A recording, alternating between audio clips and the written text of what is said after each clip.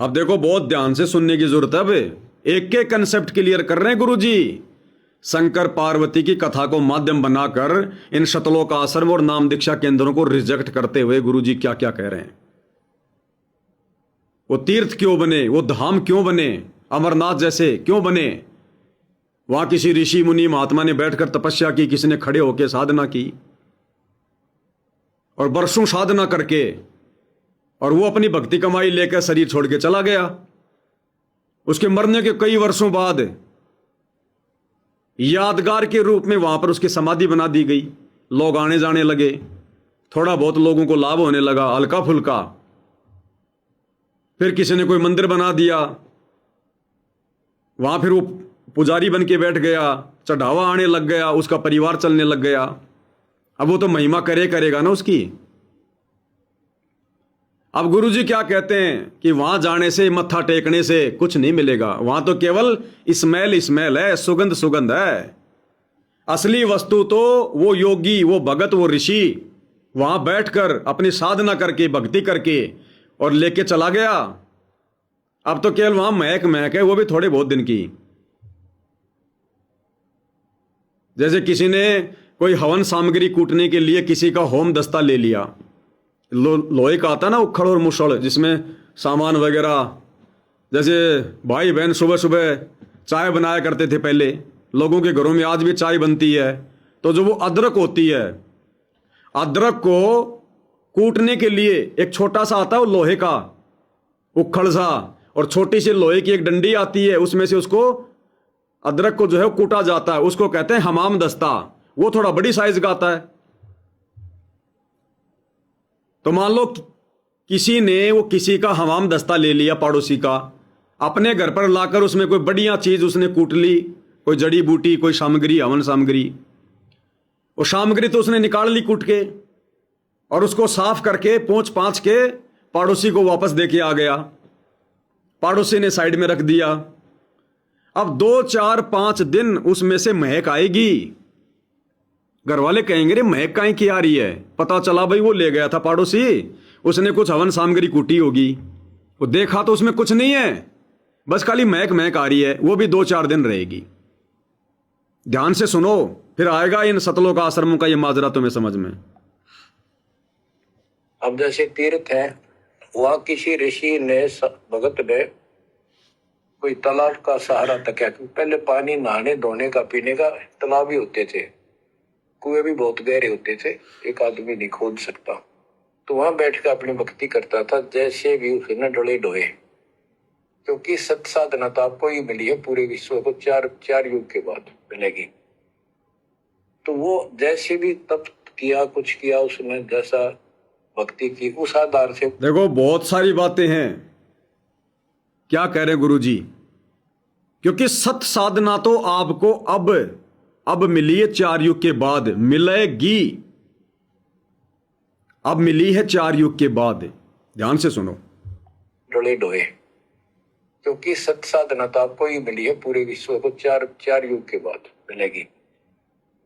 तो वो जैसे भी तप किया, यानी सतयुग त्रेता द्वापर, सतयुग त्रेता द्वापर और ये कलयुग का जो प्रथम चरण है, सत साधना नहीं। ये सत साधना परमात्मा ने इस समय अपने बच्चों को देनी होती है, कलयुग की पिछली पीढ़ी में। इससे पहले जितने भी बड़े बड़े ये नामधारी ऋषि मुनि संत महात्मा, चुणक, वशिष्ठ, विश्वामित्र, ये बड़े बड़े, कुछ नहीं था उनके पास, खक भी नहीं था, खक भी। गुरुदेव कहते हैं सत साधना तो अब मिलेगी आपको, अब मिल रही है 4 युगों के बाद। ये वो समय सत्य साधना देने का, कंप्लीट भक्ति कोर्स देने का। भक्ति की उस आधार से वो उस लोक में चला गया। और अब वहां कुछ नहीं। अब जैसे हम किसी का एक हमाम दस्ता ले आते थे और उसमें सामग्री कूटते हवन की और वापस दे देते मांझ धो के। हमाम दस्ता होता है लोहे का उखड़ सा, 1.5 फुट का उसका मुसड़ सा होता है लोहे का ही, उससे वो कूटते हैं जैसे चटनी कूटते आ रहे कुंडी में।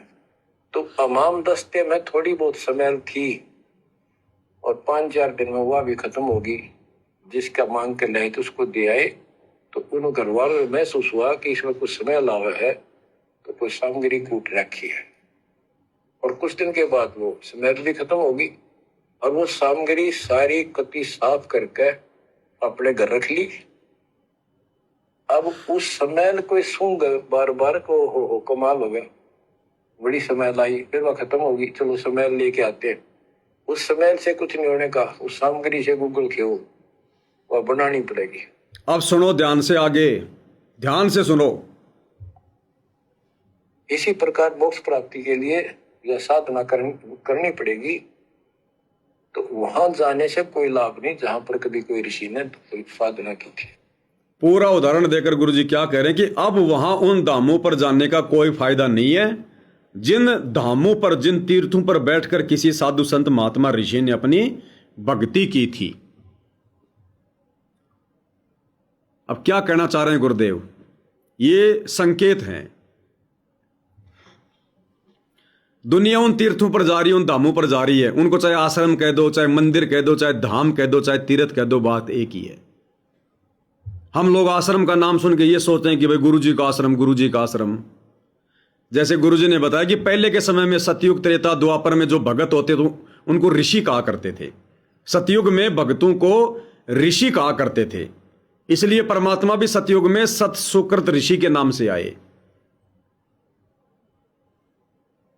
फिर जब ये त्रेता युग आया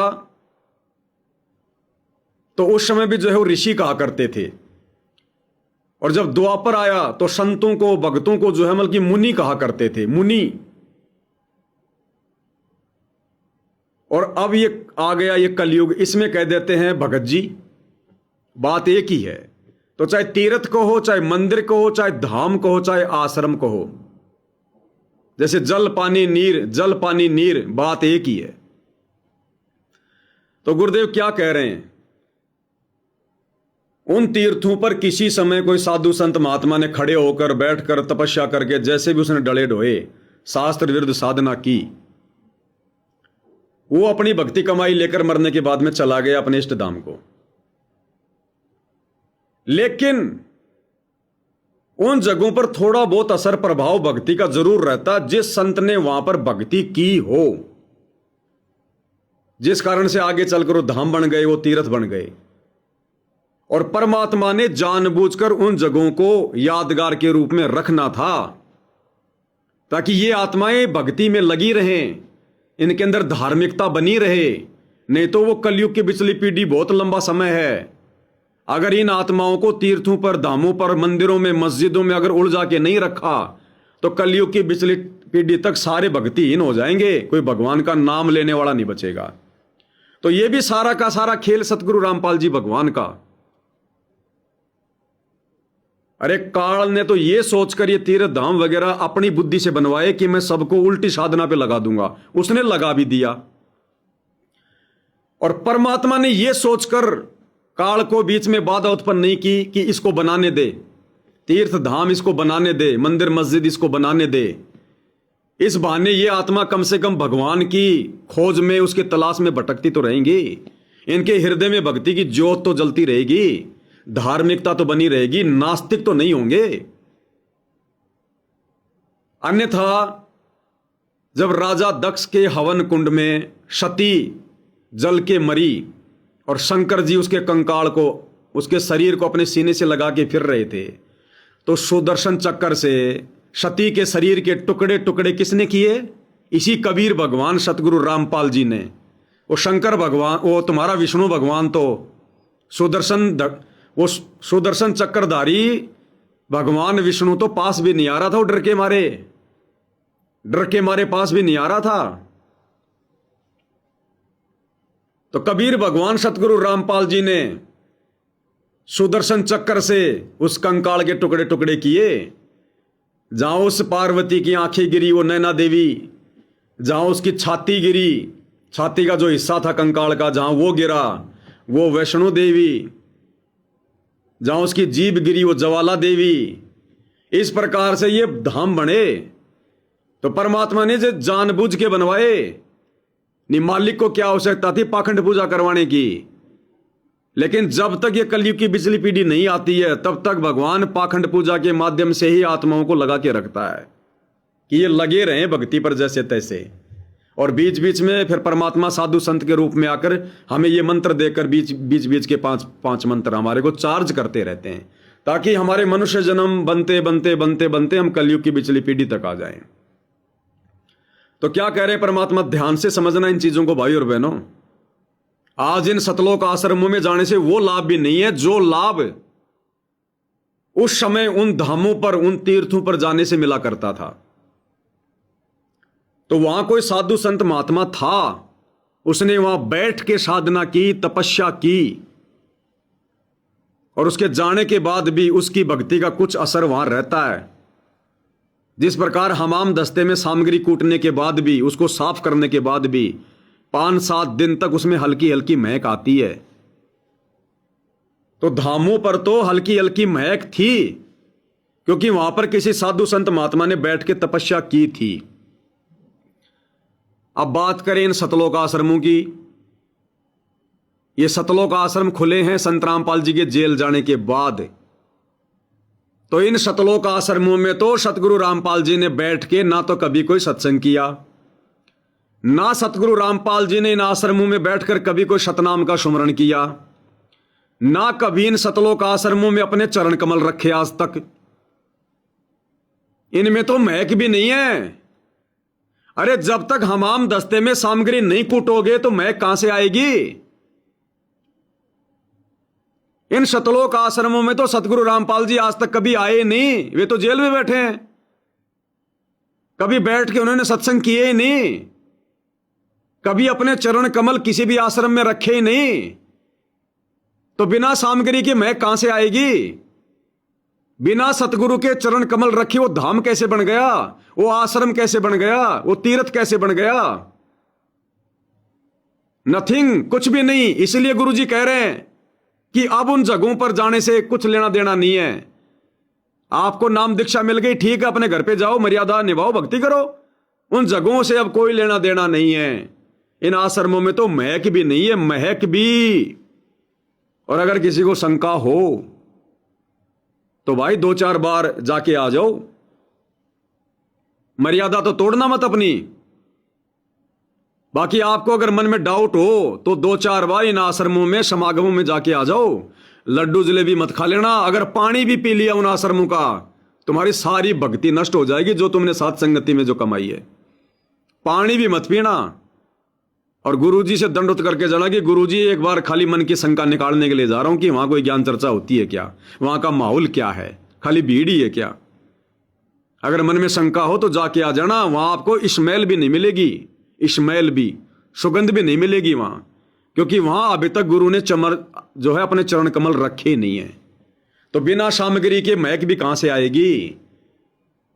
वो धाम अच्छे, वो तीर्थ अच्छे थे जहां किसी साधु ने बैठ के खड़े होकर तपस्या की, ताकि उसके जाने के बाद थोड़ी बहुत वहां भक्ति रही, लोगों को लाभ मिला।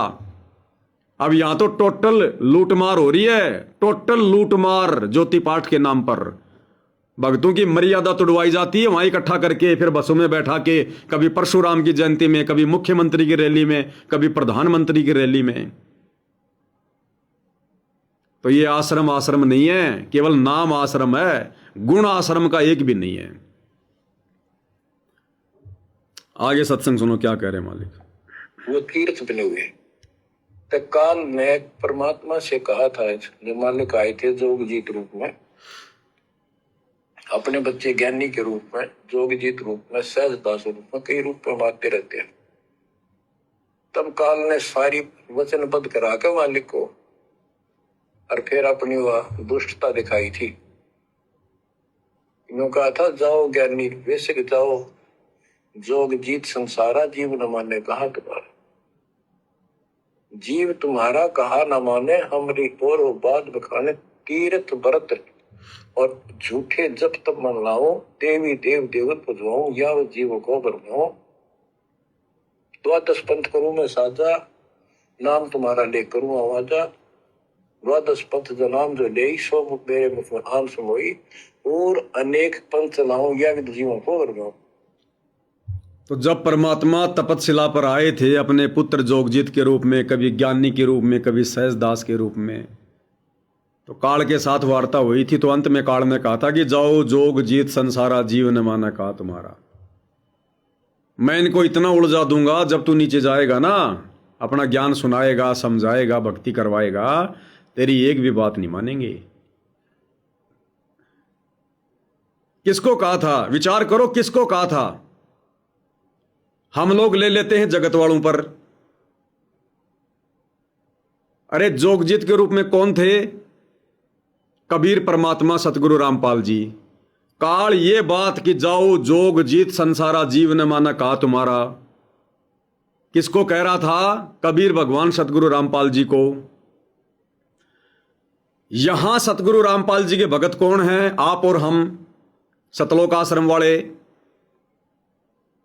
तो ये वाणी लागू हो किस पे रही है? सतगुरु रामपाल जी पे। और सतगुरु रामपाल जी जिनको ज्ञान देंगे, जिनको नाम देंगे, उनके ऊपर कि जाओ जोग जीत संसारा जीवन माना कहा तुम्हारा, कि तू कितना ज्ञान दे लिए, तेरी कोई एक बात भी नहीं मानेगा। क्या बरवाला कांड में भक्तों ने अपने गुरुजी की बात मानी? गुरुजी ने 20 साल ज्ञान दिया। क्या बरवाला कांड के बाद से लेकर वर्तमान 2026 तक इन सतलोक आश्रमों से जुड़ी संगत अपने गुरुजी की बात मान रही है क्या?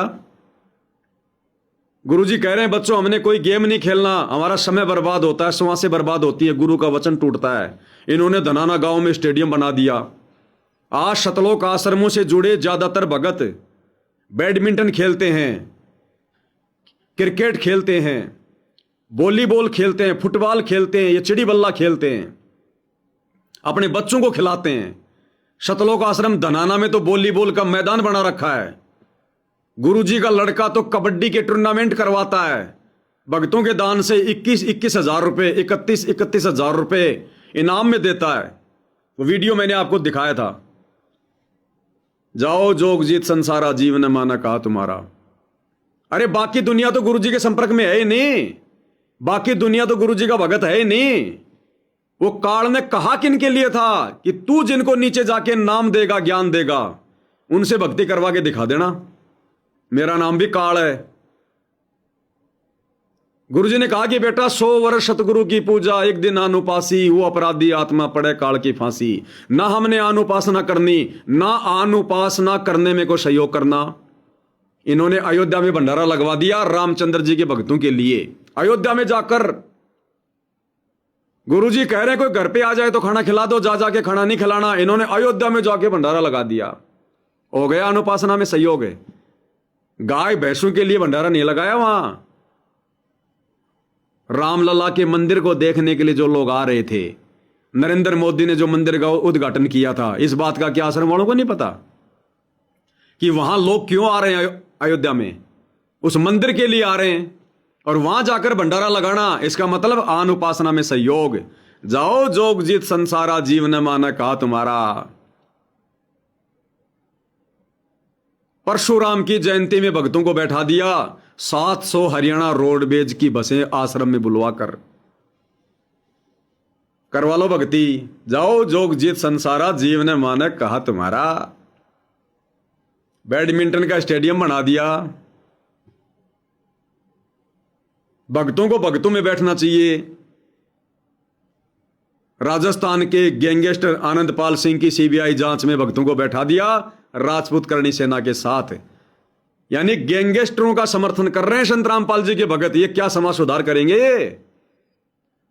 ये क्या समाज सुधार करेंगे? क्या संत रामपाल जी के मिशन को चलाएंगे जब गुंडों की सीबीआई जांच का समर्थन संत रामपाल जी के भक्तों से करवाया जा रहा है? गैंगस्टरों का भक्तों का क्या मेल भाई? आरक्षणों में भक्तों को बैठा दिया। बिरानी आग में ये करेंगे समाज सुधार, ये करेंगे भक्ति। जाओ जोग जी संसारा जीवन माना कहा तुम्हारा। इसके अलावा देख लो जितने भी ये कुबद कर रहे हैं आए दिन। 2019 में कांग्रेस सरकार को जिताने के लिए भक्तों से कमर तोड़ मेहनत करवाई, आदेश गुरु जी का बता दिया। फिर 2024 में बीजेपी को जिताने के लिए भक्तों से कमर तोड़ मेहनत करवाई, आदेश गुरुजी का बता दिया। गुरुजी कहते हैं मेरा राजनीति से कोई लेना देना नहीं है, जाओ जोग जी संसारा, जीव न माने कहा तुम्हारा। बाकी कुक्रम आपकी आंखों के सामने है ही, बार बार मैं बताता रहता हूं। अब जब हम इनको समझाते हैं, इनको गुरु जी का विधान याद दिलाते हैं साथ संगति के माध्यम से वीडियो बना बना के, तो उल्टा हमारे को दोष देते हैं। कैसे? जैसे गुरु जी क्या कह रहे हैं, ध्यान से सुनो। तो आज वो सारा काम इसने कर रखा है। अब आप किसी को समझा के देख लो, आपके सर हो जाते हैं। तुम हमारे देवताओं को ऐसे बताते हो, हमारी साधना को गलत बताते हो, तीर्थों में जाना ठीक नहीं, व्रत रखना ठीक नहीं। वही अब हमारे साथ हो रहा है, साथ संगति से जुड़े भाई बहनों के साथ। अब जब हम इन सतलोक आश्रम वालों को बताते हैं कि भाई गुरु जी हैं भगवान, कबीर भगवान साक्षात प्रकट हैं, ये दाढ़ी मूंछ वाला ये भगवान नहीं है, ये तो कागज का टुकड़ा है, किसी ने हाथ से बना दी। और ये दाढ़ी मूंछ वाला रूप तो काल ने मांग रखा है, तपस्या पर परमात्मा से ले लिया था वरदान कि मैं आपका रूप बना सकूं ये दाढ़ी मूंछ वाला, तो ये तो काल का रूप है। जब हम साथ संगत वाले उस फोटो को फाड़ फाड़ के फेंकते हैं, तो ये क्या कहते हैं आश्रम वाले, ये हमारे देवताओं को झूठा बताता है, ये हमारे भगवान को गलत बता रहा है, ये हमारे भगवान को फाड़ रहा है। अरे वो भगवान की फोटो नहीं, वो काल की फोटो है, काल की। वो दाढ़ी मूंछ वाला कबीर जिसका तुम प्रकट दिवस मनाते हो जून में, गले में उसकी फोटो डाल के घूम रहे हो, वो रूप काल ने मांग रखा है। त्रिकुटी पर ठगेगा तुम्हें अगर आस्था नहीं हटी तो जब हम उसकी फोटो फाड़ते हैं तो आश्रम वाले नाराज हो जाते हैं, तू हमारे भगवानों को गलत बता रहा है। फिर हम कहते हैं कि आश्रमों में नहीं जाना चाहिए। जैसे गुरुजी ने बताया कि लोग कहते हैं कि तू कह रहा कि धाम पे नहीं जाना चाहिए, तीर्थों पे नहीं जाना चाहिए, तो आश्रम वाले कहते हैं कि साथ संगत वाले कहते हैं आश्रमों में नहीं जाना चाहिए, नाम दीक्षा केंद्रों पर नहीं जाना चाहिए। अरे नहीं जाना चाहिए, गुरुजी ने खुद मना कर दिया इस 20 नंबर के सत्संग में, सुन लिया तुमने पहले। तो अब वही हो रहा है सारा सिस्टम भाई और बहनों। गुरुजी संकेत कर रहे हैं जगत वालों पे, इशारा कर रहे हैं अपनी संगत में। हम आश्रम वालों को कहते हैं कि इस कबीर की फोटो को घर से बाहर निकाल दो, मत पूजो, ये भगवान नहीं है। ये क्या कहते हैं, ये हमारे देवताओं को गलत बता रहा है, हमारे कबीर भगवान को गलत बता रहा है। ये कह रहा है कि आश्रम में नहीं आना चाहिए, ये कह रहा है कि ज्योति पाठ नहीं करवाना चाहिए। गुरुजी संकेत कहां कर रहे हैं, अपनी संगत पे। तो आज वो सारा काम इसने कर रखा है। अब आप किसी को समझा के देख लो, आपके सर हो जाते हैं। तुम हमारे देवताओं को ऐसे बताते हो, हमारी साधना को गलत बताते हो, तीर्थों में जाना ठीक नहीं, व्रत रखना ठीक नहीं। तो काल ने बोल रखा था कि हमारी ओर हो बाद में खाने, हमारी ओर हमारा तरफ पक्ष लेकर के वाद विवाद किया करेंगे। तो काल ने बोल रखा पहले ही जोगजीत रूप में कबीर भगवान को कि मेरे जो दूत होंगे ना, वो मेरी ओर होके मेरा पक्ष लेके और वाद विवाद किया करेंगे। आज हम साथ संगत वाले जब इनको सच्ची बात बता रहे हैं, तो आज ये वाद विवाद करते हैं, मुकदमे कर रहे हैं, लड़ाई झगड़ा करते हैं, मार पिटाई करते हैं। ये कि तू हमारे देवताओं को गलत बता रहा है, हमारे कबीर भगवान को गलत बता रहा है, हमारी साधना को गलत बता रहा है। अरे तुम्हारी साधना है ही गलत, तुम तो 12वें पंथ की साधना कर रहे हो, 13वें पंथ की साधना तो साथ संगति में हो रही है। उतारो भगवान की आरती, लगाओ अपने गुरु को भोग, बनाओ गुरु जी का चरणामृत, पियो रोजाना। देखते हैं तुम्हारे को कैसे बुद्धि नहीं आएगी, कैसे तुम्हारे मन का दोष दूर नहीं होगा। ये जो तुम्हारे अंदर राग द्वेष ईर्ष्या जो दोष भरा हुआ ना, ये सबसे बड़ा दोष तुम अपने गुरु को भगवान नहीं मानते, इससे बड़ा कोई दोष नहीं। ये दोष जब तक गुरु जी का चरणामृत बना के नहीं पियोगे, साथ संगति से जुड़कर, वैसे चाहे घर पे रोज बना लेना, कुछ नहीं होगा। विधि है, स्कूल में जाकर एडमिशन लिए बिना कितना पढ़ लेना, कोई फायदा नहीं उस पढ़ाई का। इसी प्रकार साथ संगति से जुड़े बिना चाहे कितना भोग लगा लो, कितनी आरती कर लो, कितना चरणामृत बना लो, कोई फायदा नहीं है।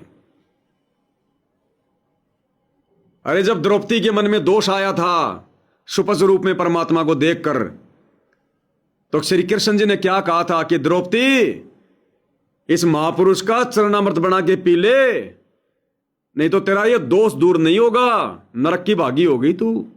तो द्रौपदी ने चरणामृत बना के पिया, तब उसका मन का दोष दूर हुआ। तो तुम लोगों ने जो गुरु जी को मानुष मान रखा है ना, ये सबसे बड़ा दोष है। और ये दोष उस समय तक ठीक नहीं होगा जब तक सात संगति से जुड़कर और गुरु जी का चरणामृत बनाकर नहीं पियोगे, गुरु जी की आरती नहीं उतारोगे, गुरु जी को भोग नहीं लगाओगे, वो भोग लगा हुआ खाओगे, तब तुम्हारे पाप नाश होंगे। ये लड्डू जलेबी खाने से काल को भोग लगाकर उल्टे पाप के भागी बन रहे हो, उल्टे पाप के भागी। क्या कह रहे हैं मालिक? अब बच्चों,